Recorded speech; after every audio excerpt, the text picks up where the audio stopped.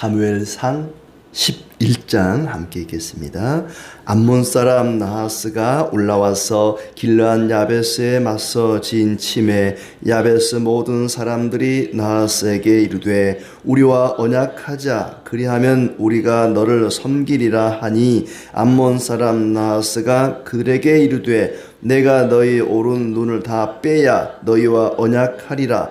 내가 온 이스라엘을 이같이 모욕하리라. 야베스 장로들이 그에게 이르되 우리에게 이랫동안 말미를 주어 우리가 이스라엘 온 지역에 전령들을 보내게 하라. 만일 우리를 구원할 자가 없으면 내게 나아가리라 하니라. 이에 전령들이 사울이 사는 기브아에 이르러 이 말을 백성에게 전하매 모든 백성이 소리를 높여 울더니 마침 사울이 밭에서 소를 몰고 오다가 이르되 백성이 무슨 일로 우느냐 하니 그들이 야베스 사람의 말을 전하니라. 사울이 이 말을 들을 때에 하나님의 영에게 크게 감동되매 그의 노가 크게 일어나 한결이의 소를 잡아 각을 뜨고 전령들의 손으로 그것을 이스라엘 모든 지역에 두루 보내어 이르되 누구든지 나와서 사울과 사무엘을 따르지 아니하면 그의 소들도 이와 같이 하리라 하였더니 여호와의 두려움이 백성에게 임하매 그들이 한 사람같이 나온지라. 사울이 베색에서 그들의 수를 세어보니 이스라엘 자손이 30만 명이요 유다 사람이 3만 명이더라. 무리가 와 있는 전령들에게 이르되 너희는 길르앗 야베스 사람에게 이같이 이르기를 내일 해가 더울 때에 너희가 구원을 받으리라 하라. 전령들이 돌아가서 야베스 사람들에게 전하매 그들이 기뻐하니라. 야베스 사람들이 이에 이르되 우리가 내일 너희에게 나아가리니 너희 생각에 좋을 대로 우리에게 다 행하라 하니라. 이튿날 사울이 백성을 3대로 나누고 새벽에 적진 한가운데로 들어가서 날이 더울 때까지 암몬 사람들을 치매 남은 자가 다 흩어져서 둘도 함께 한 자가 없었더라. 백성이 사무엘에게 이르되 사울이 어찌 우리를 다스리겠나냐 한 자가 누구니까 그들을 끌어내소서 우리가 죽이겠나이다. 사울이 이르되 이 날에는 사람을 죽이지 못하리니 여호와께서 오늘 이스라엘 중에 구원을 베푸셨음이니라. 사무엘이 백성에게 이르되 오라 우리가 길갈로 가서 나라를 새롭게 하자. 모든 백성이 길갈로 가서 거기서 여호와 앞에서 사울을 왕으로 삼고 길갈에서 여호와 앞에 화목제를 드리고 사울과 이스라엘 모든 사람이 거기서 크게 기뻐하니라. 아멘. 하나님의 은혜가 가득하기를 진심으로 축복합니다. 이 앞장에서 사울이 이스라엘 왕으로 기름 부음을 받았습니다. 이미 왕으로 등극한 거죠. 그런데 5절에 보면은 소를 몰고 왔다. 밭에서 소를 몰고 오다가 그렇습니다. 왕인데 소를 몰고 다닐까? 아마 이때는 이제 아직 중앙 집권제가 아니라 지방 분권제 같은 12지파가 나눠져 있잖아요. 그러니까 이 베냐민 지파 사람이니까 자기 지파 아주 작은 베냐민 지파 사람만 다스리는 그런 어떤 지도자이든지 아니면 이제 사사 시대에서 왕권 시대로 넘어가는 시기니까 사사 시대는 왕이 따로 없습니다. 하나님이 왕이시니까 필요할 때만 전쟁이 나거나 나라가 위기에 처할 때만 지도자가 전면에 등장해서 백성들을 이끌어 가거든요. 평화로울 때는 각자 자기 일을 하는 거죠. 사울도 소를 몰고 집안일을 하고 그러다가 나라가 위기에 처하면 이제 지도자로 나서는 막 그런 형태가 아니었을까. 아무튼 사울이 왕으로 기름 부음을 받기는 받았지만은 전국에 있는 모든 백성들로부터 지지를 받은 것은 아니었어요. 앞장 10장 27절에 보면은 어떤 불량한 사람들은 사울을 멸시하고 뭐 이런 사람이 우리의 지도자가 되겠느냐 하면서 아주 멸시했던 사람들이 있었거든요. 그런 사람들 때문에 하나님께서 나라를 위기에서 구하는, 건지는 그런 어떤 사건을 통해서 사울이 전국을 다스리는 이제 이스라엘의 왕으로 등장하는 그런 내용입니다. 이스라엘이 암몬의 공격을 받아서 큰 공경에 처하게 됩니다. 그것이 우연 같지만 하나님이 사울을 왕으로 세우기 위한 계획이었다. 그렇게 여겨집니다. 암몬의 나하스 왕이 이스라엘을 치려고 길르앗 야베스를 포위했다. 그렇게 이스라엘을 침략한 암몬 왕을 물리침으로써 명실상부한 이스라엘의 왕으로 등극을 하게 되는 거죠. 그런 일이 없었다면은 여전히 사울을 인정하지 않고, 왕으로 인정하지 않고 멸시하고 조롱하는 그런 사람들이 있었을 것입니다.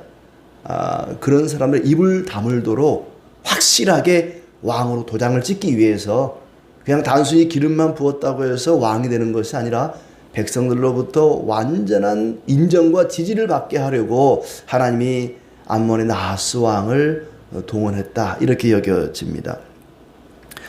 이 나하스 왕이 이제 야베스라고 하는 가장 연약한 지역을 침략을 했습니다. 그러자 이 야베스 사람들이 화친 조약을 제안합니다. 우리가 당신들이 원하는 대로 섬기겠습니다. 조공을 바치겠습니다. 우리와 언약을 맺기를 원합니다. 그러니까 이 마귀라고 하는 존재는 항상 우리 연약한 부분을 침략을 합니다. 가장 연약한 야베스를 침략한 것처럼 우리의 약점을, 내가 무엇이 약한지, 나의 약점을 하나님도 아시지만 마귀도 아주 잘 알고 있습니다. 그래서 우리를 넘어뜨릴 때에 우리의 가장 연약한 부분, 약점을 건드리죠. 그렇게 야베스 사람들이 암몬 나라의 침략을 받아가지고는 안타깝게도 기도를 하거나 사울 왕을 찾아간 것이 아니라 화친 조약을 먼저 제안하죠. 우리를 내버려 두시오. 우리가 원하는 대로 조공을 바치겠습니다. 그랬더니 나하스 왕이 너희의 오른눈을 모조리 다 빼버리겠다. 그러면 화친 조약을 받아주겠다. 이 오른쪽 눈을 빼겠다는 것은 전투력을 상실케 만든다는 얘기죠. 고대 사회의 전쟁에서 패한 나라는 오른쪽 눈을 다 뺐다는 거예요. 왜냐하면 왼쪽 눈은 왼쪽으로 방패를 들기 때문에 왼쪽 눈은 별로 쓸 일이 없는데 오른쪽 눈이 굉장히 중요한 거예요. 근데 잔인하게도 오른쪽 눈을 다 빼버리겠다. 더 이상 너희가 우리를 침범하지 못하도록, 공격하지 못하도록 전투력을 상실케 하는 거죠. 그러자 이 야베스 사람들이 그렇게 당할 수는 없잖아요. 순순히 그냥 눈을 다 뺄 수 없으니까 일주일만 말미를 주시오. 7일 동안 우리 이스라엘에 우리를 구원할 자가 있는지 없는지 찾아보고 없으면 그때 가서 당신들 마음대로 하시오. 일주일 동안 우리를 구원할 자. 그냥 사사시대로 치자면은 사사죠. 사사를 한번 찾아볼 테니까 없으면 그때 가서 하시오. 일주일 동안 말미를 달라고 요청을 합니다. 자, 전령들이 이제 야베스 사람들이겠죠. 이 사실을 온 나라에, 이스라엘 전체에 알리게 되는데 사울이 살고 있던 기브아에도 그 소식이 전해지게 됩니다. 그 얘기를 듣고 백성들이 큰 소리로 울었다. 목 놓아 웁니다. 소리 높이 울었습니다. 그때 밭에서 소를 몰고 오다가 사울이 백성들의 우는 이유가 뭔지 묻습니다. 백성이 무슨 일로 우느냐? 백성이 무슨 일로 우느냐? 이 울음소리의 이유는 도대체 뭐냐라고 묻고 백성들이 사실을 알리죠. 암몬 사람 나하스가 이 나라를 침략해서 야베스 사람들이 지금 눈을 다 빼게 생겼습니다. 그래서 울고 있습니다 라고 자초지종을 얘기를 했겠죠. 성령의 감동이 되어서 사울이 분노합니다. 성도는 때로는 불의한 일을 보고 분노할 수가 있죠. 사울이 소를 잡아서 이스라엘 전역에 보내서 군사를 모읍니다. 소고기 먹으라고 보는 거 아니에요? 너희도 나를 따르지 않으면 너희의 소가 다 이렇게 될 것이다. 소고기 한 근씩 보내서 이거 먹고 힘내라 뭐 그런 거 아닙니다. 그랬더니 사람들이 모였습니다. 33만 명이 모였어요. 그렇게 모인 것이 사울이 두려워서 모인 게 아니고 소고기 먹으려고 모인 게 아니고 하나님이 그렇게 하셨다. 7절 끝에 여호와의 두려움이 백성에게 임함에 그들이 한 사람같이 나오니라. 하나님이 그 마음을 두려운 마음을 주신 거예요. 그래서 백성들이 한자리에 모이게 된 것이다. 33만 명의 대단한 군사가 모인 것이죠. 참 이 장면까지 보면 안타까운 것이 야베스 사람들도 그렇고 백성들도 그렇고 사울도 그렇고 왜 기도할 생각을 안 했을까? 이런 위기가 처하면 하나님께 기도하고 도와달라 하고 하나님 위기에 처했습니다. 사무엘은 등장하지 않지만 사무엘은 기도했겠죠. 하나님의 사람이니까. 이 야베스 사람들도 위협을 받자마자 무릎을 꿇는단 말이죠. 기도할 생각을 하지 않고 하나님이 세운 왕을 찾지도 않고 사울도 그래요. 백성들이 우는 소리를 듣고는 그 일을 듣고 자초지종을 들었으면 하나님께 기도해야 되는데 기도할 생각을 안 하고 분노를 먼저 합니다. 이스라엘 백성들도 그 얘기를 듣고 소리 높여 울었다. 기도를 안 하는 거예요. 싸워볼 생각도 안 하고 기도할 생각도 안 하고 내 통장에 수백억 돈이 있는데 내가 먹을 것이 없다고 울고 앉아있는 것과 똑같습니다. 그걸 꺼내 쓰든지 아니면 그 돈이 내 돈이 아니고 아버지 돈이면 아버지한테 좀 달라고 하든지 어린아이가 마당에 있는 돌을 치우는데 자기 힘으로 들 수가 없어요. 이리저리 아버지가 좀 치우라 그러니까 치우는데 아무리 해도 안 되는 거예요. 그 아버지가 너는 네가 할 일을 다 해봤느냐? 최선을 다했느냐? 다 해봤다는 거예요. 내가 할 수 있는 거 다 해봐도 아버지 나는 이걸 옮길 수가 없습니다. 그럼 네가 나한테 도와달라고 얘기를 해본 적이 있느냐? 그건 안 해봤는데요. 다 해봤다 그러는데 아버지한테 도와달라는 얘기를 안 한 거예요. 똑같은 거예요. 이 사람들은 자기들이 할 수 있는 일을 최선을 다해 다 하는데 정작 해야 할 일, 하나님께 도와달라고 기도하는 일을 안 한 거예요. 얼마든지 도와줄 분이 계시는데 그걸 놔두고 백날 천날 해봐야 안 되는 일을 하고 있는 거죠. 참 그런 모습 보면 안타깝다라는 생각이 듭니다.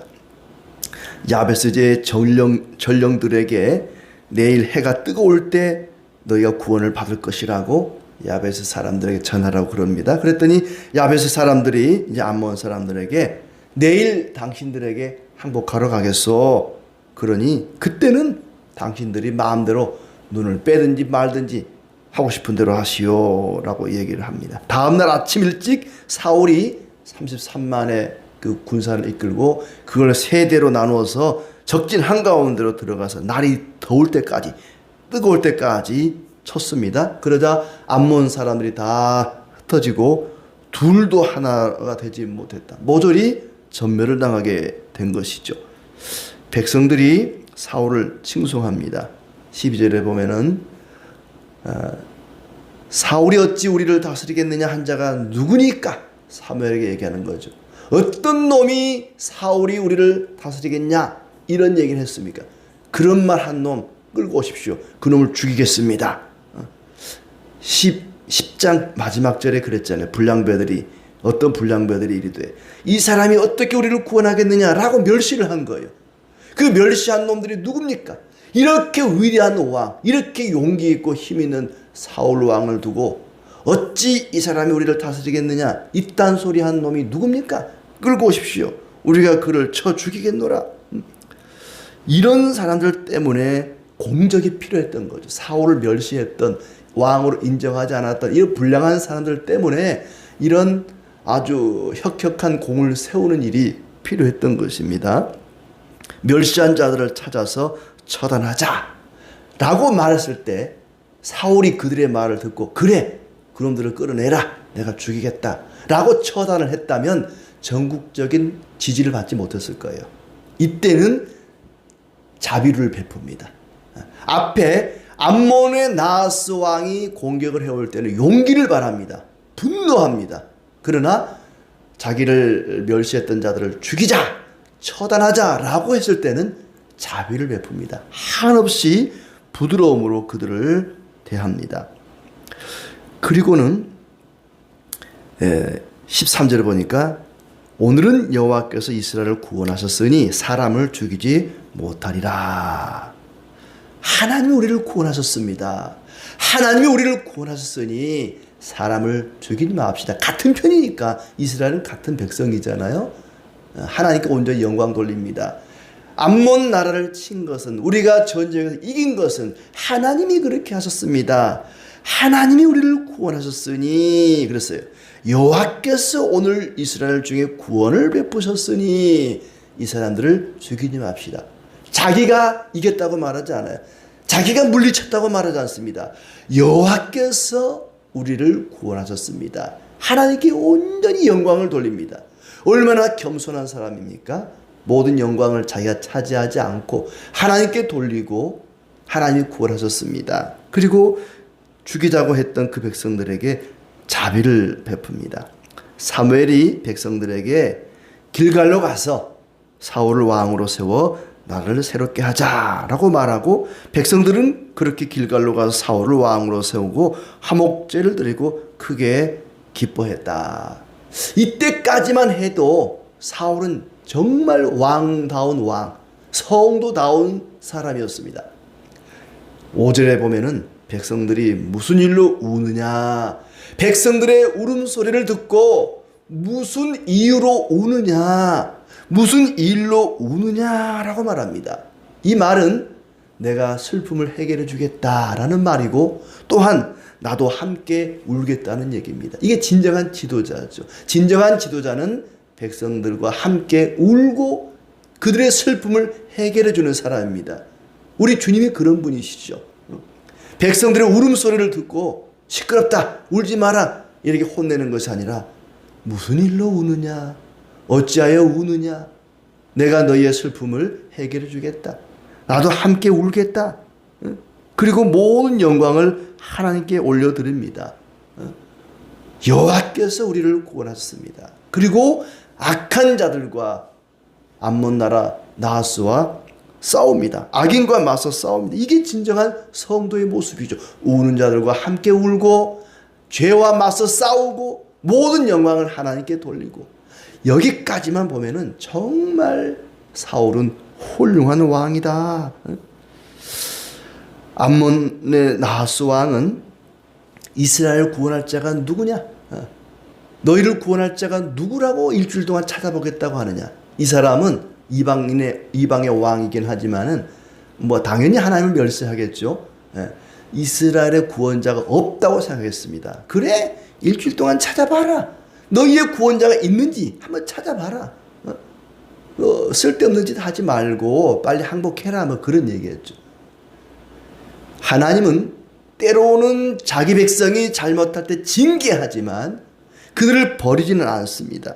여전히 우리의 아버지요 왕이라는 사실을 잊지 말아야 됩니다. 때로는 성도가 괴로움을 당하고 고통을 당하겠지만 하나님은 여전히 우리의 아버지시요 우리의 왕이십니다. 암몬의 왕 나하스는 그것을 잊어버렸습니다. 그리고 이스라엘 백성들도 그것을 잠깐 잊어버렸던 거죠. 그래서 기도할 생각을 못하고 울기만 했던 것입니다. 하나님께서 성도가 잘못할 때 때로는 고난을 주십니다마는 그러나 우리를 버리지는 아니하십니다. 일주일 동안 구원자를 찾아보고 없으면 항복하겠다. 이스라엘은 똑같은 생각을 한 거지요. 하나님이 계시는데, 우리 아버지시오 왕으로 살아계신 하나님이 곁에 계시는데 찾아보겠다는 거예요. 일주일 동안 찾아보고 없으면 항복하겠소. 그들을 공격했던 암몬의 나하스 왕이나 별반 다르지 않습니다. 악에 대해서는 단호해야 됩니다. 사울은 용맹스럽습니다. 성도는 때로는 죄에 대해서 단호함이 필요합니다. 사자 같은 용맹스러움이 필요합니다. 그러나 처단하고자 할 때에 그가 온유함으로 자비를 베풀었던 것처럼 때로는 사람들에게 부드럽게 자비를 베풀어야 됩니다. 겸손과 관용이 필요하죠. 예수님을 부인한 베드로에게 예수님께서 혼내지 않습니다. 요한의 아들 시몬아, 네가 나를 사랑하느냐? 부드럽게 용서하는 마음으로 하나님 앞에 나오게 만듭니다. 이렇게 부드러웠던 사울이 어떻게 폭군이 되었을까? 모든 영광을 하나님께 돌렸던 사울이 어떻게 교만한 사람이 되었을까? 성령이 떠났기 때문입니다. 이때까지만 해도 성령이 그와 함께 하셨습니다. 하나님의 영에게 크게 감동되어서 노가 크게 일어났다. 이때까지만 해도 성령 충만하니까 용기가 생기고 하나님께 영광을 돌리고 죄와 맞서 싸웠던 것입니다. 이제 성령이 떠나고 나니까 교만한 자, 폭군이 되고 말았던 것입니다. 성령이 함께하는 사람은 소심하고 연약하고 부끄러워 숨다가도 죄를 보면, 악을 보면 참지 못하고 분노하고 용기 있게 맞서 싸우게 됩니다. 이스라엘을 집어삼킬 듯이 쳐들어왔던 암몬은 사울을 드러내기 위한 하나님의 계획이었습니다. 그 일이 없었더라면 백성 전체가 사울을 왕으로 섬기지 못했을 것입니다. 우리에게 어떤 고난이 닥칠 때 그것은 우연이 아닙니다. 여전히 하나님이 나의 왕이요 나의 아버지이심을 드러내기 위한 하나님의 계획이라는 것이죠. 고난이 닥칠 때 우리는 두려워하고 울 것이 아니라 하나님 앞에 나가서 회개하고 은혜를 구해야 합니다. 때로는 부드럽게 자비를 베풀고 때로는 용맹스러운 사자처럼 담대하게 용기 있게 나가는 사람, 바로 성령이 충만한 사람입니다. 오늘도 성령의 은혜 가운데 때로는 용기 있게 때로는 부드럽게 모든 영광 하나님께 돌리며 살아가기를 진심으로 기원합니다.